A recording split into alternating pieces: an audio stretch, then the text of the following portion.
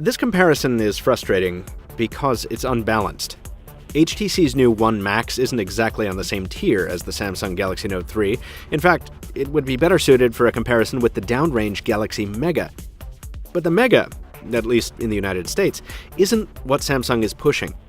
Instead, it's heavily advertising the Note 3, and the One Max is HTC's only oversized smartphone offering to date, so it's stuck in the role of a de facto competitor. Let's take a look, then, at how these devices compare on their uneven playing field. I'm Michael Fisher, this is Pocket Now, and this is HTC One Max versus Samsung Galaxy Note 3. The gulf between the hardware here is wide and instantly apparent. The Note 3 is significantly trimmer in every dimension, and it's almost 50 grams less massive, making it substantially easier to hold. The Samsung product is also more grippy, at least on our black unit here, thanks to the faux leather trim. Now, whether you prefer this look and feel with its distinctive retro styling and stitching, or the One Max's smooth aluminum construction, will depend on your own personal taste.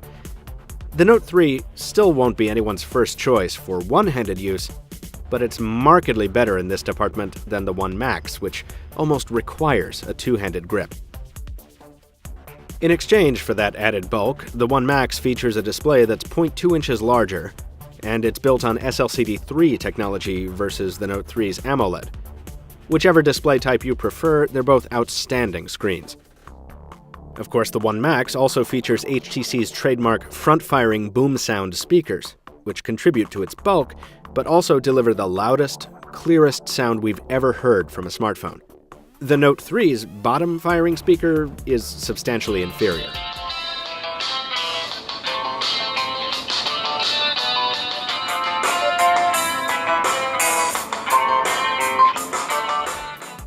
Both of these devices feature a removable back cover with microSD expansion to augment the onboard storage, but only the Note 3 features a removable battery, though it's slightly smaller than the One Max's embedded unit. Now, further down in the guts is the disparity the spec-obsessed will dwell on. The Note 3's Snapdragon 800 is a more powerful, more buzzworthy processor than the Snapdragon 600 on the One Max, and it's backed up by half again as much RAM on the Samsung product. Other specs are roughly comparable, with a few standouts here and there, but it's pretty clear that one of these manufacturers was going for absolute top of the line in terms of internals, and it wasn't HTC. You wouldn't know it in terms of software performance, though. Both of these phones run Android 4.3, but HTC's new Sense 5.5 interface is definitely more polished than Samsung's TouchWiz UI. That's not to say Samsung's software is bad, necessarily, but Sense is more responsive, and it's less prone to stutter. And we think it looks better, too, with thoughtful touches throughout and a cohesive visual aesthetic, compared to Samsung's haphazard, bloated interface. But what you get in exchange for that bloat is hugely important. And here, the Samsung device shines.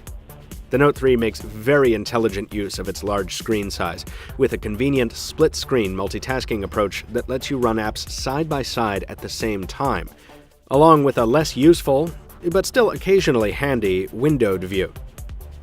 Plus, there's the S Pen stylus that gives the Note 3 its name, which allows for lots of added functionality and a comfortable secondary means of using the device two-handed.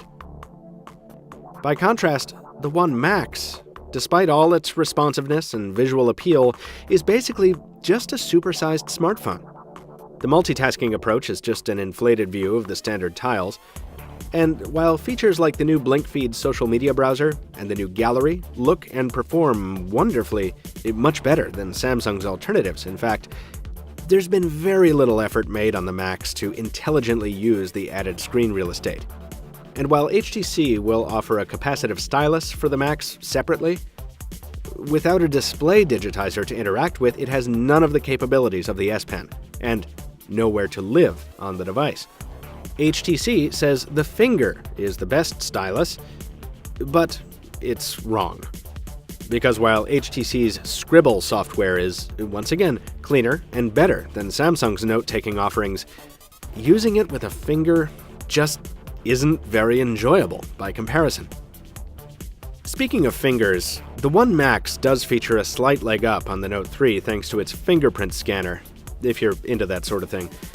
But even if it worked perfectly, it wouldn't be enough to overcome the Note's considerable utility advantage.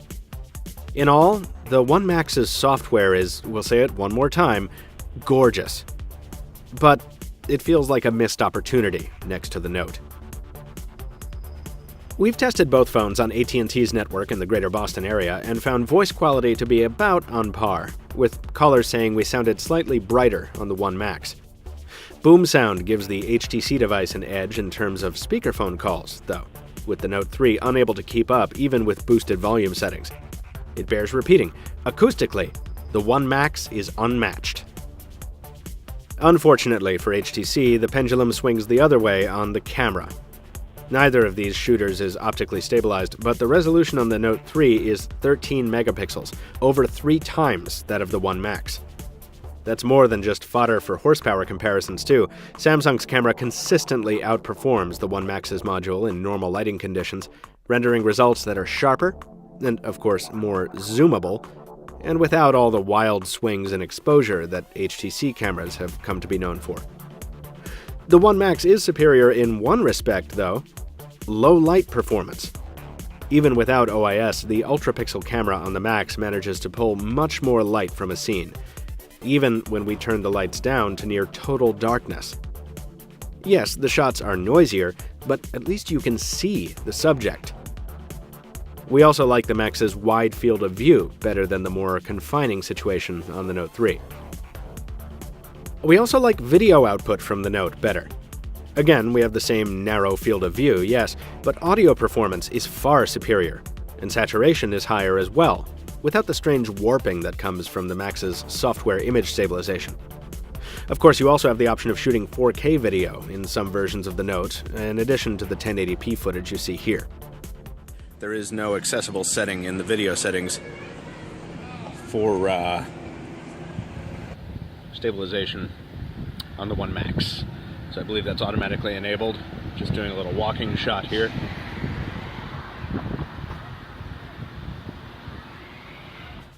Elsewhere in the performance category, we're pretty much on par in a daily use sense.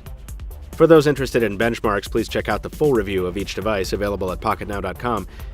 In general, we could not get these phones to break much of a sweat, even with the most intense games.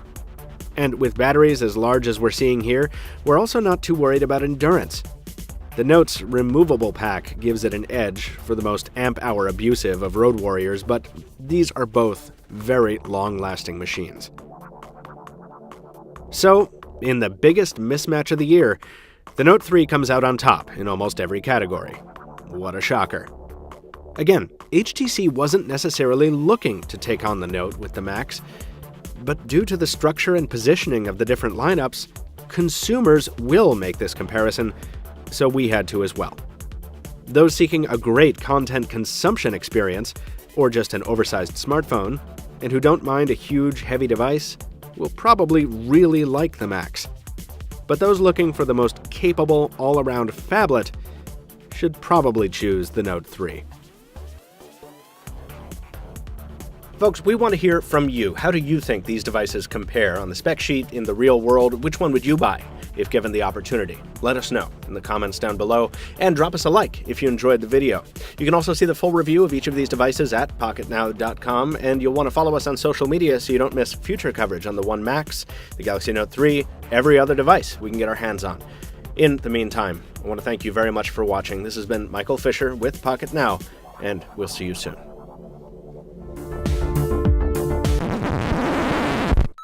Until next time, this has been Michael Fisher with Pocket Now. Thank you for calling. This is first. Yeah, Max. Ow! Ow! Yeah. Yeah. Yes, I'm congested. Sue me. Yes, I'm congested. These glasses are awesome. All right, let's go.